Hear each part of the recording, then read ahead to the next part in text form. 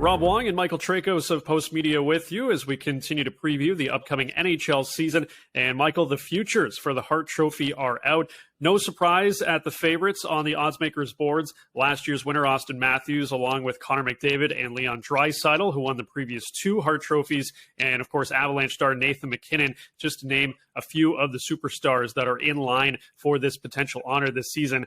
It'd be hard for me to not see one of these guys win that trophy this year, but what do you think of those names and their chances heading into the season? Obvious picks, obviously, Rob. You know, when it comes to the Hart, I think you got to just find a guy whose surname begins with M. So McDavid, Matthews, Makar, those are my three favorites. And then if I'm going to go with a fourth guy, I'm going with Nathan MacKinnon. I think in terms of Matthews and McDavid, we're looking at the guys who are going to either lead the league in points or lead the league in goals. And really, you know what? You could have chosen McDavid last year and no one would have argued with you coming off that season that he had when he finished with 123 points. Then you got Matthews, who was the rightful winner in my mind, the guy I voted for, with a 60-goal season. Again, you can't argue with that. I expect both guys to put up similar numbers next year. The real question is what Cale Makar does next year. You know, he's coming off, again, another monster year, was flirting with 30 goals.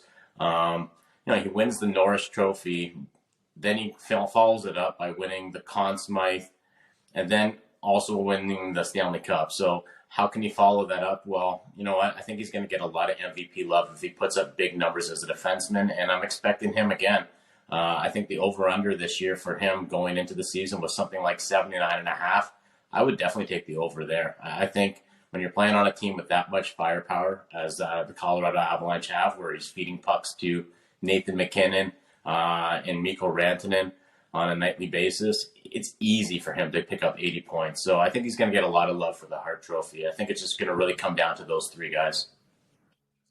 Now, Sidney Crosby is no stranger to this award, having won it in 2007 and 2014. It's been a long time, of course, since he's really been in that mix. He's anywhere between a 30-1 to 35-1, favorite to win the Hart Trophy. Last year, 84 points in 69 games. He's not that 100-point scorer that we saw earlier in his career at this stage, Michael, as he's now 35. But is he potentially a dark horse for this award, or is, as you said, the competition just a little too stiff at this people point? Forget about Sidney Crosby. The old guy's not getting as much love these days. And, I think people forget that Sid was on a 100-point pace last year, if not for some injuries. And I think that's the real concern when we're talking about guys like Crosby and Alex Ovechkin, is that, as they get older, there's going to be some maintenance days for both guys. And it's pretty unlikely that both are going to play 82 games this year.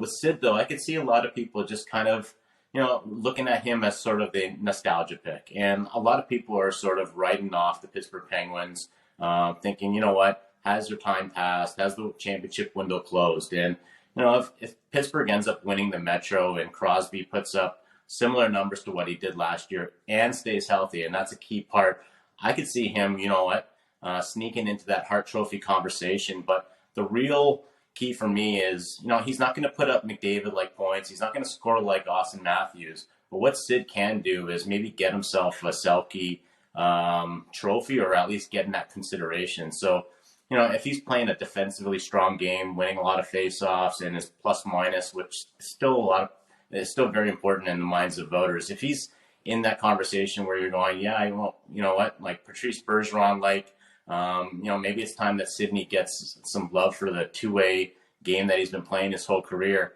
I could see him, sneaking into that Hart Trophy conversation and possibly winning the MVP as well. Finally, some breaking news in the NHL today. The Islanders signing Mat Barzal to an 8-year extension worth $9.15 million on the AAV. It's been a pretty quiet offseason for the Islanders, Michael. This is a team, of course, that just a few years ago was making conference finals. But what do you make of their chances heading into this season? Yeah, you know what?